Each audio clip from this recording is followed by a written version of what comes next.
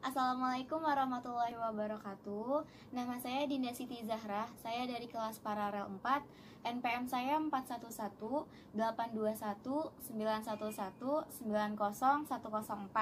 Di sini saya akan mempresentasikan tentang perkembangan kepribadian peserta didik dengan mata kuliah pertumbuhan dan perkembangan peserta didik yang diampu oleh dosen Ibu Yunita Lasma Siregar, MPD.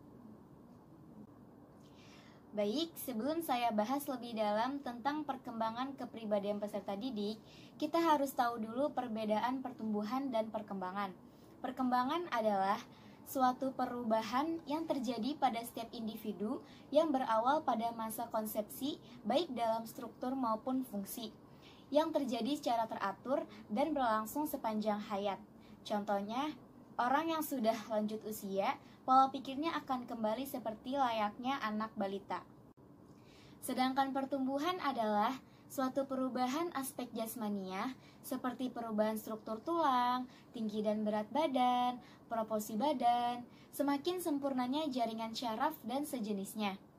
Kemudian, pertumbuhan bersifat kuantitatif dan terbatas pada pola perubahan fisik yang dialami individu sebagai hasil dari proses pematangan dan menuju ke arah yang lebih sempurna.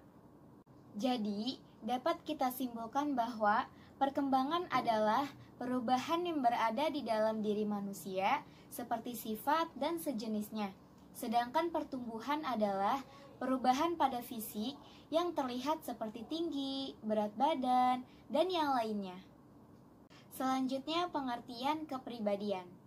Dalam Kamus A Dictionary of Psychology, kepribadian adalah sejumlah karakteristik mental yang berada dalam tiap-tiap individu.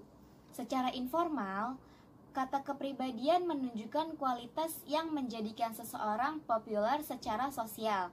Tapi, konteks kepribadian yang terakhir ini tidak digunakan dalam kebiasaan psikologi.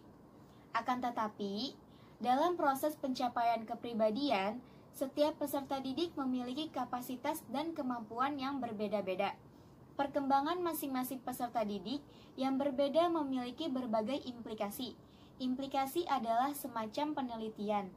Misalnya berimplikasi terhadap pelakuan guru terhadap peserta didik. Kemampuannya dalam belajar dan berperilaku. Ketika guru dapat menangkap berbagai implikasi tersebut, maka guru akan mengetahui potensi apakah yang ada di dalam diri peserta didik. Secara khusus, faktor-faktor yang mempengaruhi terbentuknya kepribadian ada dua faktor, yaitu faktor genetik dan faktor lingkungan. Faktor genetik mempunyai peranan penting di dalam menentukan kepribadian, khususnya yang terkait dengan aspek yang unik dari individu.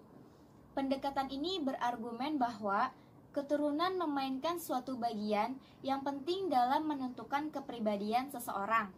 Sedangkan faktor lingkungan adalah faktor yang mempunyai pengaruh yang membuat seseorang sama dengan orang lain karena berbagai pengalaman yang dialaminya. Faktor lingkungan terdiri dari faktor budaya, kelas sosial, keluarga, teman sebaya, situasi.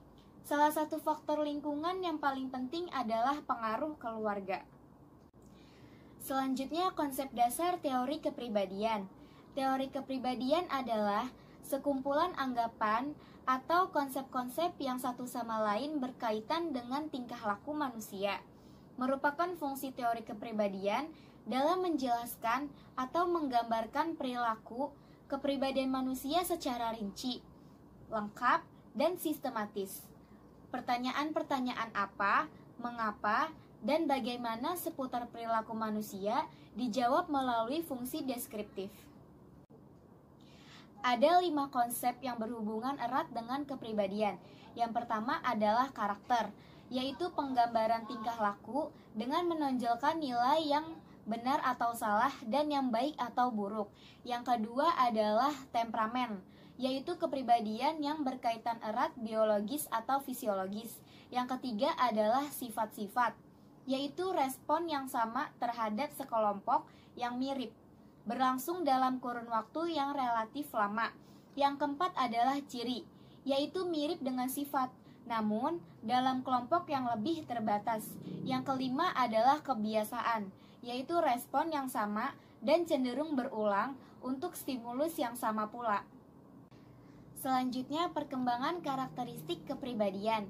Perkembangan karakteristik kepribadian menurut Jean Jacques berlangsung dalam beberapa tahap, yaitu yang pertama, tahap perkembangan pada masa usia sejak lahir hingga 2 tahun. Tahap ini didominasi oleh perasaan. Perasaan ini tidak tumbuh dengan sendiri, melainkan berkembang sebagai akibat adanya reaksi-reaksi bayi terhadap stimulus lingkungan. Yang kedua adalah tahap perkembangan pada masa kanak-kanak, yaitu usia 2-12 tahun. Pada tahap ini, perkembangan kepribadian dimulai dengan makin berkembangnya fungsi indera anak dalam mengadakan pengamatan. Yang ketiga, tahap perkembangan pada usia 12-15 tahun.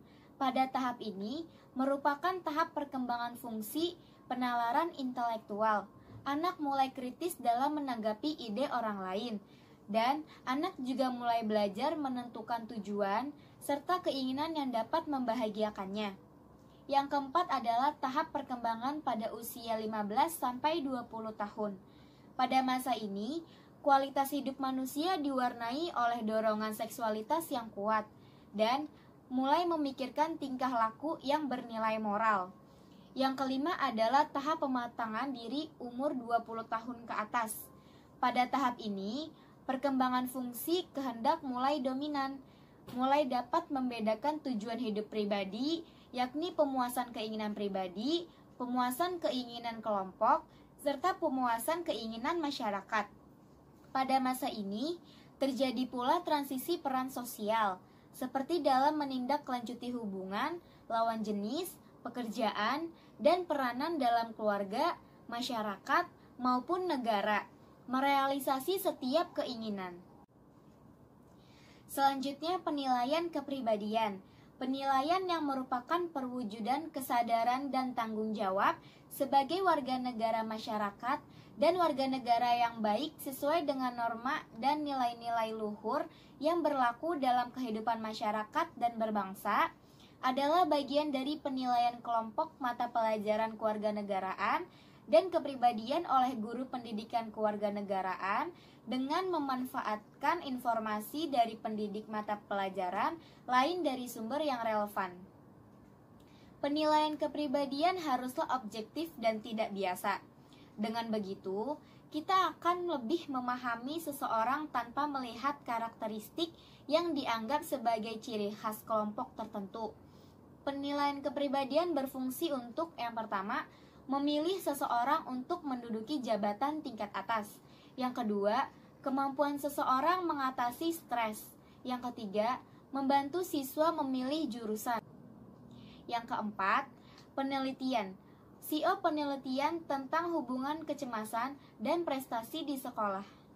Berikut ada beberapa metode yang digunakan dalam penilaian kepribadian. Yang pertama adalah metode observasi. Metode ini untuk mempelajari kejiwaan dengan sengaja mengamati secara langsung, teliti, dan sistematis. Dalam hal ini, observer dapat melalui 3 cara, yaitu yang pertama introspeksi. Pada introspeksi, individu mengalami sesuatu dan ia sendiri dapat pula mengamati, mempelajari apa yang dihayati itu. Yang kedua adalah introspeksi eksperimental. Suatu metode introspeksi yang dilaksanakan dengan mengadakan eksperimen-eksperimen secara sengaja dan dalam suasana yang dibuat. Yang ketiga adalah ekstrospeksi.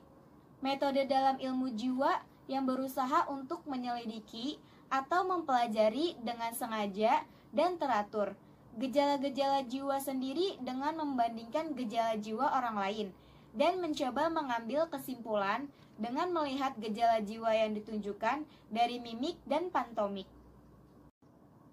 Yang kedua yaitu metode proyektif, merupakan salah satu bentuk mekanisme pertahanan. Dalam mekanisme proyeksi, individu secara tidak sengaja menempatkan isi batin sendiri pada objek di luar dirinya sendiri dan menghayatinya sebagai karakteristik objek yang di luar dirinya itu. Yang ketiga yaitu metode interview. merupakan metode penyelidikan dengan menggunakan pertanyaan-pertanyaan. Berbeda dengan angket yang pertanyaan-pertanyaannya diberikan secara tertulis. Pada interview, pertanyaan-pertanyaan diberikan secara lisan. Keuntungan metode interview adalah: yang pertama, hal-hal yang kurang jelas dapat diperjelas. Yang kedua, penginterview dapat menyesuaikan dengan keadaan yang diinterview. Yang ketiga, adanya hubungan langsung antar penginterview dengan yang diinterview. Sekian presentasi dari saya. Mohon maaf bila ada kesalahan. Terima kasih. Wassalamualaikum warahmatullahi wabarakatuh.